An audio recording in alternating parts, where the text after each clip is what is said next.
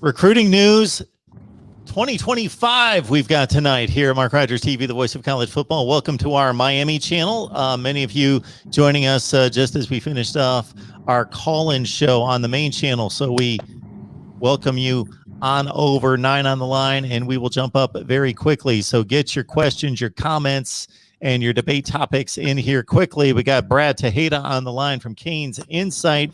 Joined us a couple of weeks ago to talk Miami football, and just had to have Brad back on here to talk more Miami because, Brad, you got a fan base here with Miami that they just can't get enough. So all the Miami talk, the quality Miami talk that I can get, and definitely after we had you on the other night, had to have you back. So hope things are going well. What's going on tonight?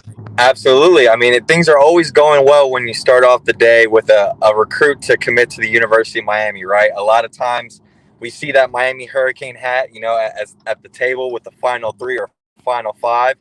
And we've had bad luck in the past, with guys, throwing that hat down and teasing us. But this morning we had, a 2022 quarterback in Ja'Curry Brown out of Lowndes, Georgia, who is a leader, a bright young man. I had him on the show Wednesday on Canes Insight Live. And, he's the first domino effect to this, recruiting class. We just had a recent decommit in Jamal Johnson, and it looks like Brandon Cleveland is out of this class as well. So Ja'Curry Brown is, kind of starting the new trend for this 2022 class. Yeah, so just looking at some of his huddle tape, anything that you've gathered based on just looking at the tape or looking at the scouting reports and what the coaches are saying about him, what kind of player are we talking about? Yeah, I mean, right off the bat, like I just mentioned, Ja'Curry Brown, what you're getting out of him is a very young, mature leader, right? He's only 17 years old, but he's gone through a lot in his life. He's someone that, lives in the same city as his mother, but doesn't technically live with his mom, something out of the ordinary.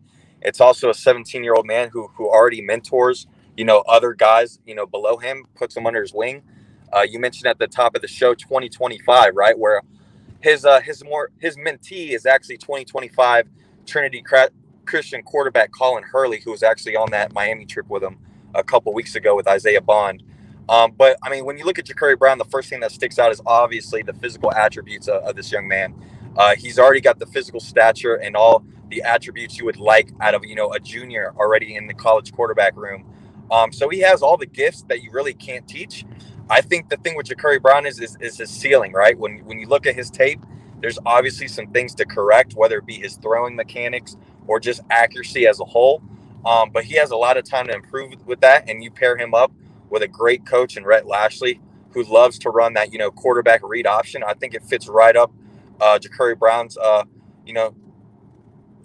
home. And to be honest with you, he made a very good point. One of the reasons why he went to Miami was not only because of the relationship he built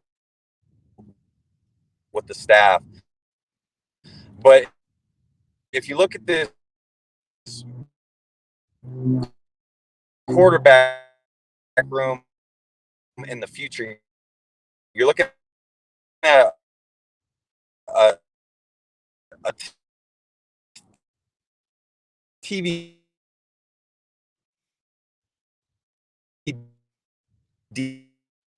and a Jake Garcia. You there? Yeah, Brad, you're kind of cutting out on us. We didn't really get much of the last 30 seconds. I was just kind of waiting to hopefully get it back. It looks like we've got you back a little bit better now. If you can just kind of outline the last 30 seconds there, that's about when we lost you. Yeah, pretty much. I mean, the main key point with Ja'Curry Brown was obviously the relationship he built with Rhett Lashley and the staff. But last but not least, if you look at this quarterback room in the future, you have 2 pro-style quarterbacks in Tyler Van Dyke and Jake Garcia, where Ja'Curry Brown kind of throws a little bit of a wrench in that quarterback room, someone who's a dual-threat guy who could do a little bit of both, something similar to De'Aaron King, just with a bigger physique and stature. So it's going to be interesting to see what happens in the future as far as the quarterback room. Folks, you know the deal. Basically, when it comes right down to it, I'm going to ask questions and we're going to talk Miami football, but you ultimately produce the show. So your comments, your questions will produce the show as we pass them on to Brad here. Again, Brad Tejeda, Canes Insight. Check out the live stream that he did with Ja'Curry Brown, Isaiah Bond, and Colin Hurley as well. And set us up for that because we want everybody to check out the entire stream over there, of course. But just give us a little taste here, Brad. Yeah, so I mean, we had them on Wednesday night, the three of them, and a lot of good information came out of it.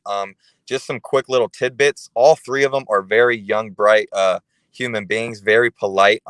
Use their manners very well. You know, most of them being from the state of Georgia. You know, they got that southern twang to them. So them going to South Florida, they were very happy, very impressed. You know, they went to a couple Cuban restaurants and tried some Cuban food along the way.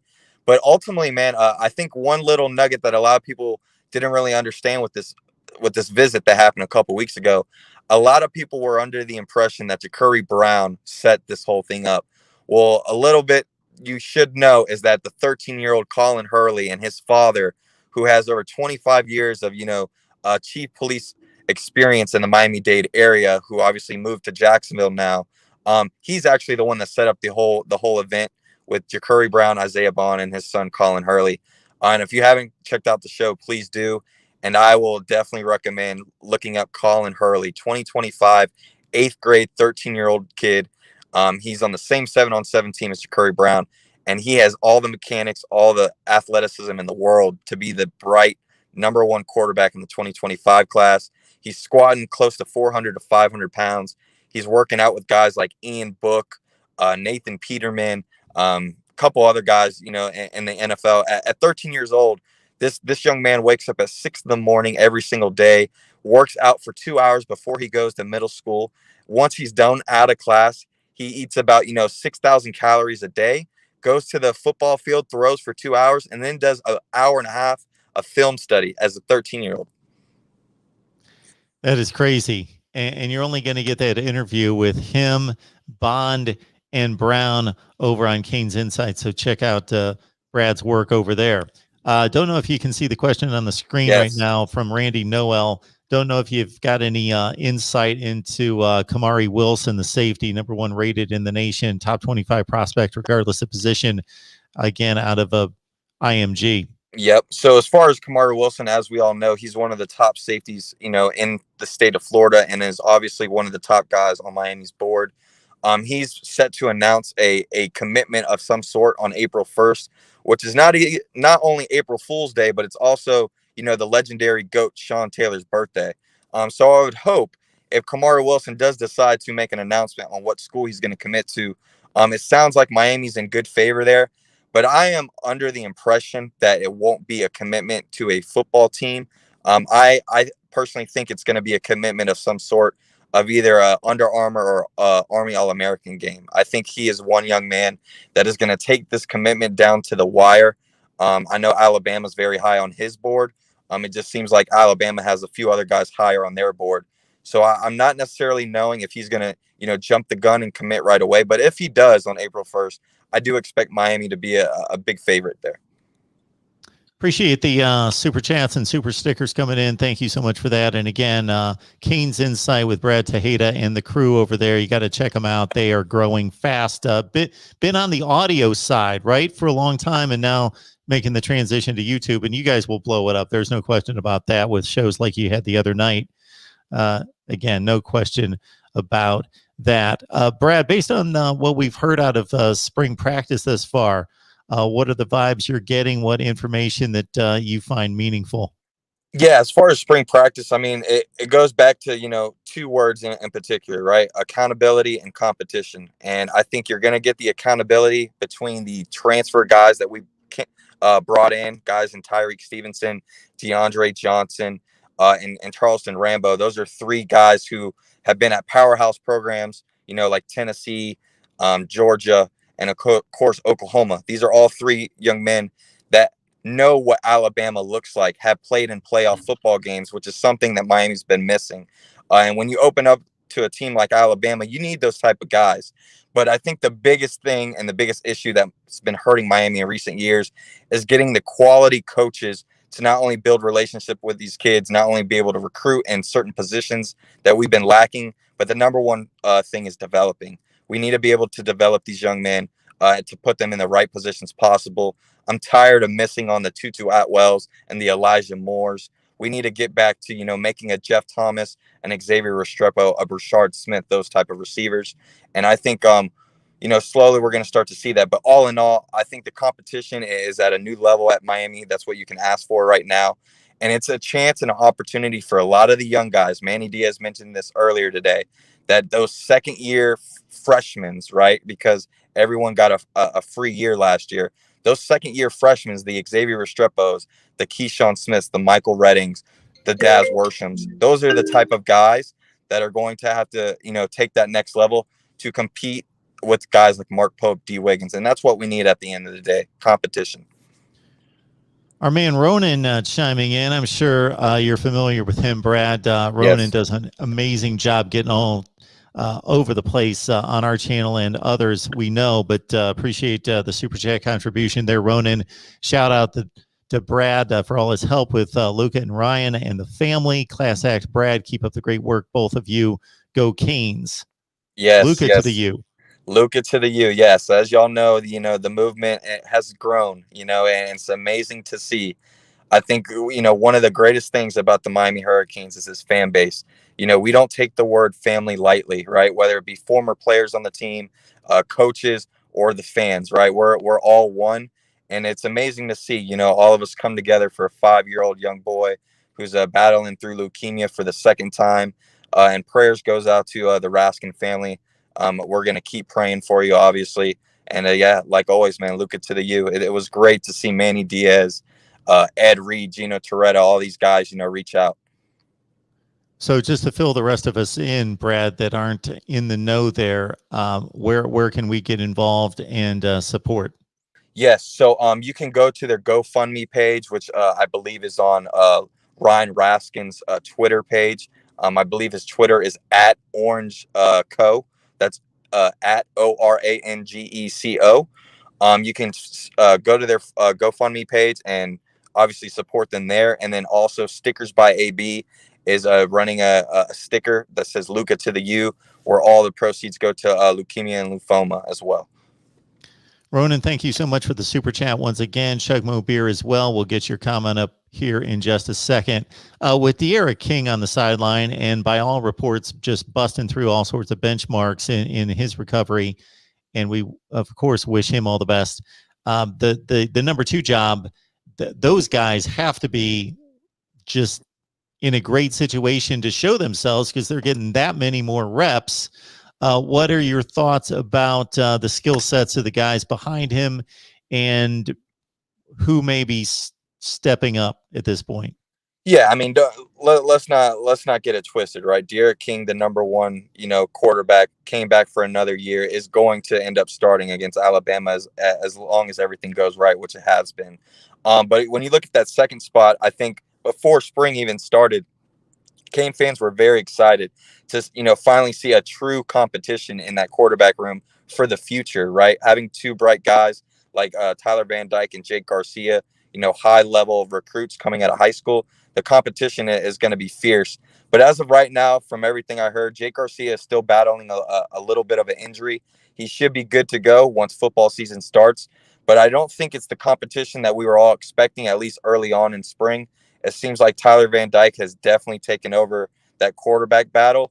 And also Peyton Machota has been taking a lot of reps as well from Jake Garcia, either the nagging injury that's been dealing with Jake Garcia, which shouldn't be too much, and then also just the flexibility and the athleticism that Peyton brings as far as a running standpoint seems to help not only the offense at times, but, kind of give a challenge to the defense without a De'Ara King being in practice.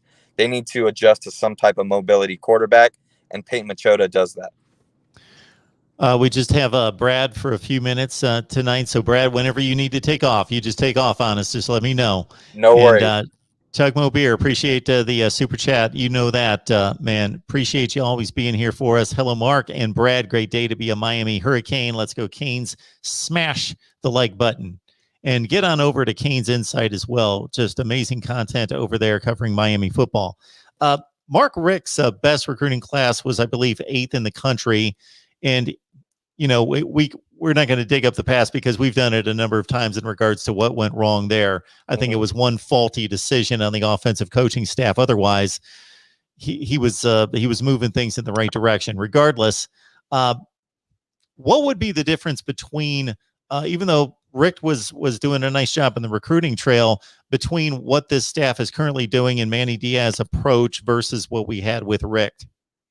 Yeah, I think it goes back to, this actual coaching staff, the continuity and the proven development all across the board when it comes to coaching staff.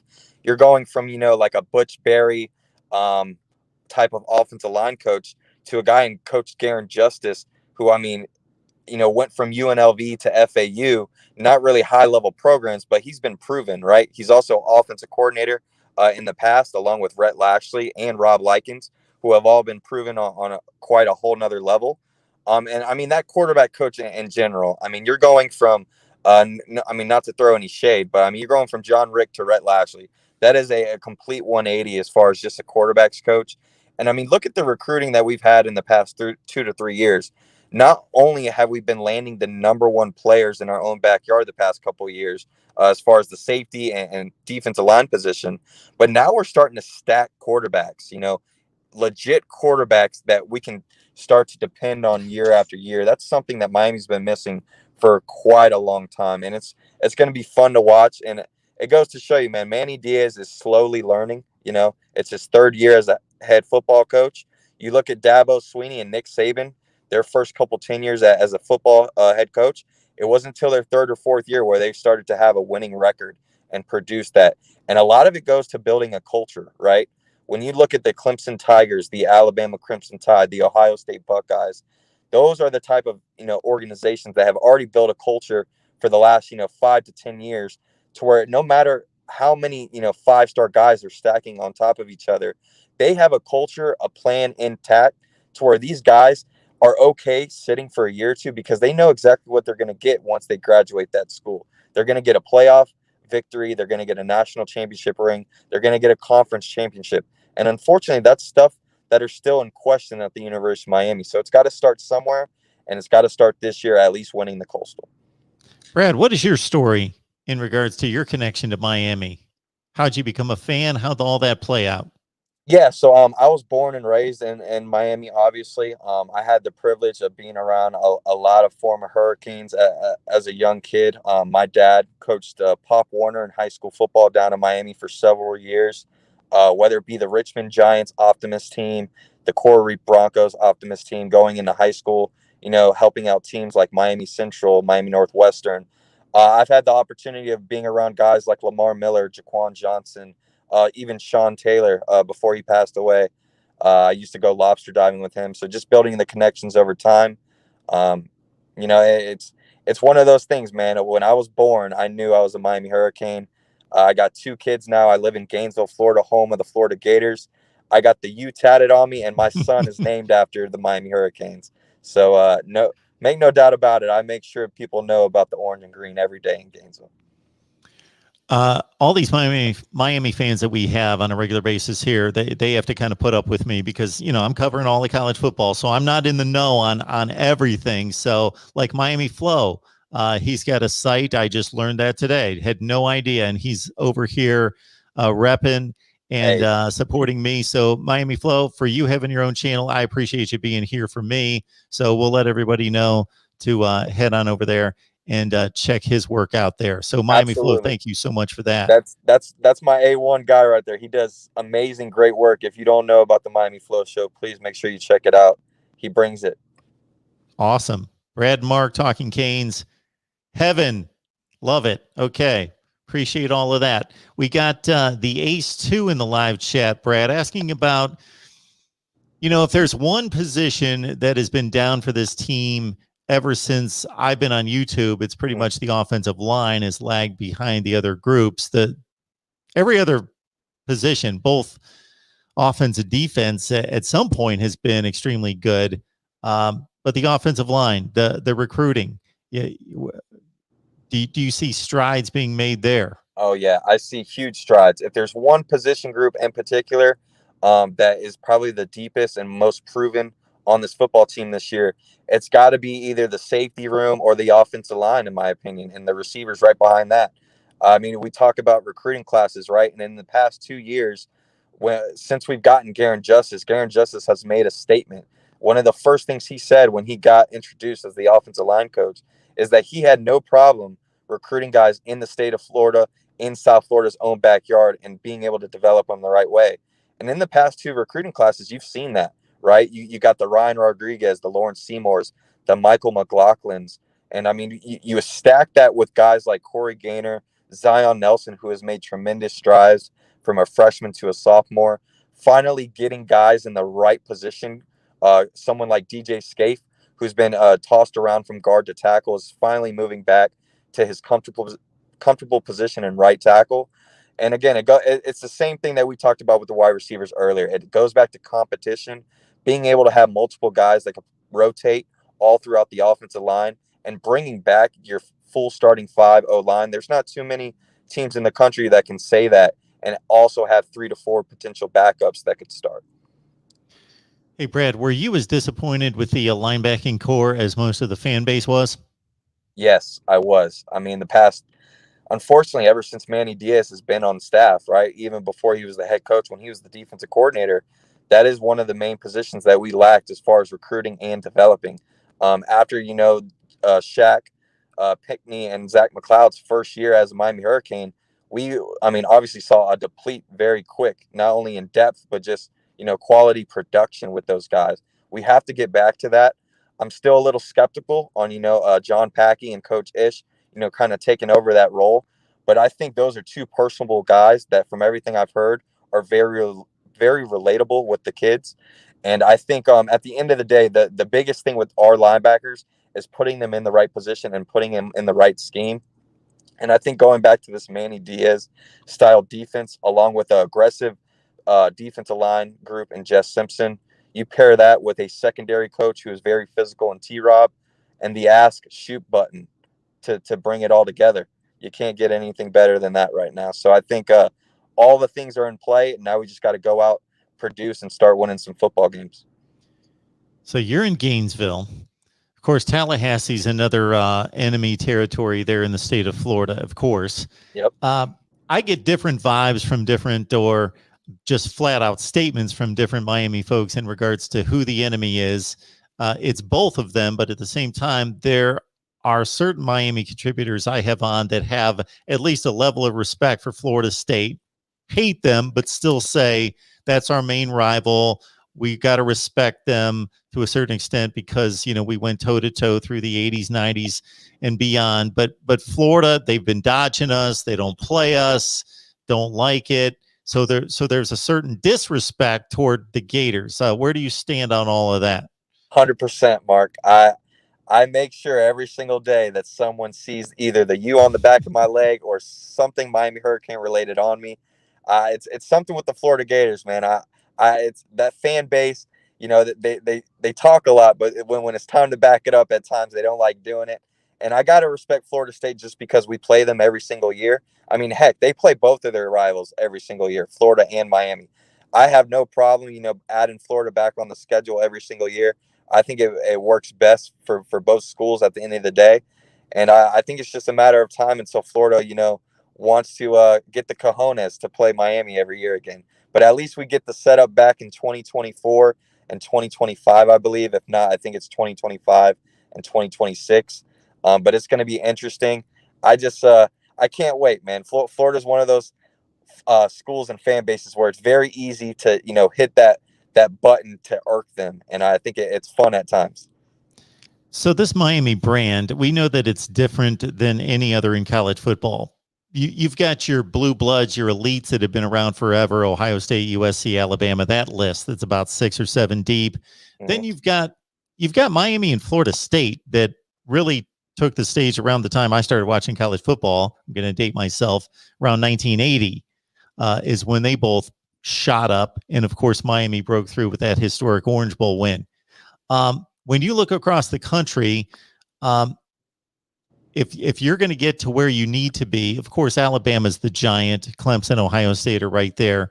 Are there particular teams and programs out there that you would like to see Miami schedule? I think Texas. I think Texas would be an interesting one. I also think someone in the similar boat as us, someone that a college that is very similar to Miami, like a USC, I think would be very intriguing. You know, I think the states where we're starting to slowly nitpick out of their backyard and slowly develop a recruiting staple there. The Texases, the Californias, even the Georgias. I wouldn't mind playing Georgia. Maybe every 4 years, something like that. I have no problem pretty much playing any team in the country as long as it's not Alabama. I don't want to see Alabama every year. I think this is good for the first game, but this isn't something I want to see every single year until we get back to where we need to be. Do you have these other fan bases jump on your channel a lot? Do you hear from the other fan bases? Actually, no, I don't. It's actually kind of odd. I really don't. The only fan bases really are the Florida Gators, and most of them are pretty respectable for the most part. So, I mean, I got to give them kudos there. But no, it's funny. It's actually more just Cane fans, just being on the opposite end of things. As Cane fans, we have so many different variants of Cane fans. So not everybody's on the same topic. And I think it goes to show you how many, podcasts, channels, platforms. I mean, this Miami Hurricane fan base is very diverse, very different from everyone else.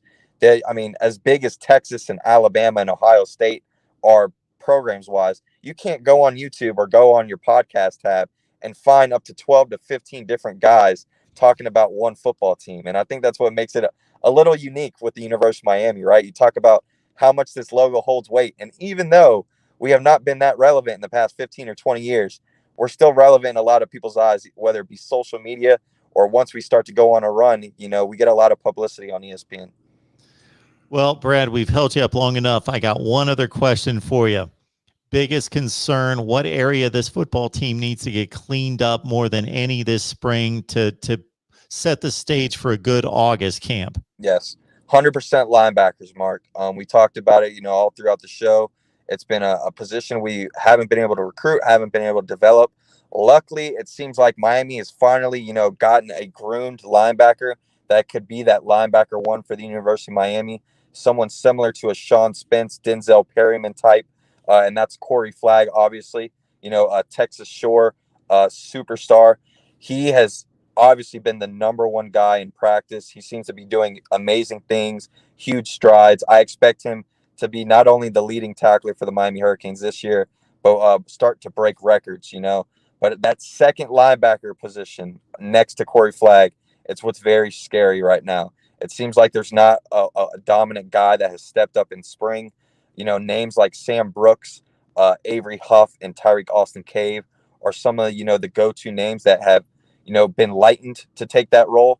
But it seems like all three of those guys still haven't took that next step, whether it be still, nagging injuries or just not learning the playbook fully yet. I fully expect, with Manny Diaz coming out a couple weeks ago stating we will take up to 5 more guys in the transfer portal, look for at least 1 to 2 of those positions to be linebacker. I think the Miami Hurricanes need a instant impact linebacker, something similar to what we got out of Quincy Roche last year in the defensive end position. So look for names like Henry Tutu. If he doesn't return to Tennessee, I know Alabama and Miami are the 2 teams likely. You also got Pai Galiote as well from USC. No one knows if he's going to Michigan State with his brother. And, I'll mention one more name. I don't want to get Cane fans too riled up or too happy, but keep your eye out on Justin Flo. It's a name that, we haven't heard all year. He hasn't, played much at Oregon. Of course, he got banged up and injured. But, I think Miami, along with a lot of other football programs, are waiting till the spring ball is over to start to see how the depth chart aligns for a lot of these guys that potentially haven't put their name in the portal yet. So look for after spring for Miami to start making more moves. And as far as recruiting goes, June, July, it will be the hot month for, recruits all around the nation to start committing. But if you had to look at a couple names just to throw out there before I get off, Jordan Allen, Louisiana bootlegger, along with his teammate Kamari Rogers, are two names to look out for the Miami Hurricanes, along with Kamari Wilson. Those are going to be the guys to look for. Brad, I got to tell you, as soon as you jumped on here and everyone in the live chat saw that we were going to have you on here, the place blew up in regards to people just saying, "Hey, Brad knows his stuff. He's awesome. Love having him on here." So it's amazing for us that we found you, made connections with you. You know that you are welcome anytime. In the meantime, everybody head on over to Canes Insight. They've been a mainstay on the audio side. They're on YouTube now, so lock it in right there. They've got some amazing stuff. And again, this interview that actually, I got to tell you, Brad, I caught about half of it. Colin Hurley, Ja'Cory Brown, and again, Isaiah Bond in with Brad and the crew over there on Canes Insight. So we will let you eat, Brad. You have a great Friday night. Enjoy yourself and have a great rest of your weekend. And again, you're welcome anytime, man. You as well, Mark. Thank you so much for having me. Keep kicking butt on all your YouTube channels. And as always, it's all about the U and hashtag Luca to the U. Awesome. Brad Tejeda, Canes Insight, just to clean up some loose ends here, and I'll address the chat in just a second to see if there's anything else for me. But you can get a Miami mask at voiceofcollegefootball.com. You get a free mask right there. So we've got about 35 teams, including the U, of course. So get your free team mask. You just register for free. It's right there at the top of the screen. And we send you a coupon code, and you get your mask. You can also get 20% off your first purchase with that coupon code and also get thrown into a drawing for a $25 gift card. Keep that in mind as well. So, and even if you don't want a mask, like many don't, I'm kind of sick of them myself. Even if you don't want a mask, still go to voiceofcollegefootball.com if you're supporting us. So just check it out, see what we've got there. We're going to be expanding. We launched about 6 weeks ago on our site, voiceofcollegefootball.com. We think we're off to a good start there. So please check it out. Also, we're also looking for sponsors, constantly looking for sponsors for all the content we provide, but specifically for Miami, of course. So if you've got serious, legit connections for sponsors, please hit me up at MarkRogersTV at Gmail. And shop Amazon. Use the link in the description section. We're going to be back on here on, let me make sure I've got the right day. I believe it's going to be Tuesday at 5 Eastern with Paul Scoop on the U. Paul Scoop on the U right here live, 5 o'clock Eastern on Tuesday. Be looking out for those notifications. Let me know if you're not getting the notifications. If you're subscribed and have hit the bell for the notifications, every so often I hear people say, actually, it's way too many times I hear people tell me that they did not get the notification. And sometimes YouTube defaults the settings and I need to go back and reset it. All right, folks. Great to see again everybody in here. Falcon ERX, thank you so much for the super chat. James Scott, Ronan, of course, Eddie, great to see all of you. And man, I'm going to blow up and screw up your handle, D-Ice. I hope I got that right. Mike 3883. What about the hotel that always all right, on highly questionable. Again, Mike, the key is there that you don't just give me the suggestion for the sponsor, but if you've got if you've got a connection to the sponsor, then please let us know. Hit me up at MarkRogersTV at Gmail. We need to get these shows sponsored. But in the meantime, thank you so much for the individual contributions. Ronan, Falcon ERX, Mike Williams leading the way, and others. Chugmo Beer, always. Thank you so much for that. We're talking Miami football here every day. We release videos here every day. And so we appreciate the support. See you guys soon. And again, college football content runs 24/7 over at Mark Rogers TV, the voice of college football, the main channel there as well. Let's get Mark's thoughts on King as a passer, the Rod Farva. Okay. To me, the best game that De'Ara King played as a passer was against NC State last year. There was something different, not just with De'Ara King, but with the wide receiver core between what we saw the first 4 or 5 games of the season, and it might have been a little bit longer than that, when they had one of the lower completion percentages in the nation from a certain distance. So Miami graded out one of the lowest, and much of that was not De'Ara King's fault. It was the wide receivers dropping the balls deep. But they, at plus 30 yards, had one of the worst rates in the country up until the Virginia game. And there is no doubt that they worked on that. So with that was the wide receivers catching the ball a little bit better the second half of the season, but more so De'Ara King becoming a better deep ball thrower. If you get bored and want to see a game, I know NC State's bad. They weren't that bad. They were 8-4 bad. They were top 35, 40 in the country bad, depending on what you mean in terms of bad. Not a great defense, no. But still, one of the better teams in the ACC, one of the top 5 or 6 teams in the conference out of 15. But if you watch that game, De'Ara King was dropping dimes all over the place. So I think he's a good thrower of the football. But if we're talking about the NFL, it depends what you're talking about. If we're talking about competing for an ACC championship and balling out in college, yes.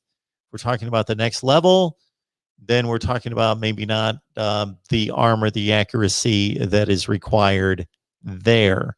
The height, less in question today than it would have been 10 years ago. The Kyler Murrays, Baker Mayfields, Russell Wilsons of the world have certainly shown that it's not a plus to be 5, 10, or 11, but it can be worked around. All right. Yes, the Rod Favre. I'm aware that NC State lost to a sub 500 Kentucky team in a bowl game. They also were missing like 5, 6, 7 of their best players in that game. So I'm not overselling NC State as some great team. I'm just saying that De'Ara King had an exceptional game and pretty much showed us what his ceiling has been to date throwing the football against NC State. All right, good stuff. Appreciate all that you guys do in supporting. So please hit the like button. Share these videos on social media. I say that all the time, but I just reasoned that if you guys like the content, whether that be a live stream or the recorded videos, then you might as well share them on social media, because I can guarantee most of the people that you're connected with on social media have no idea that I exist or that we're talking college football here every day. All right, everyone, appreciate it. We will see you soon.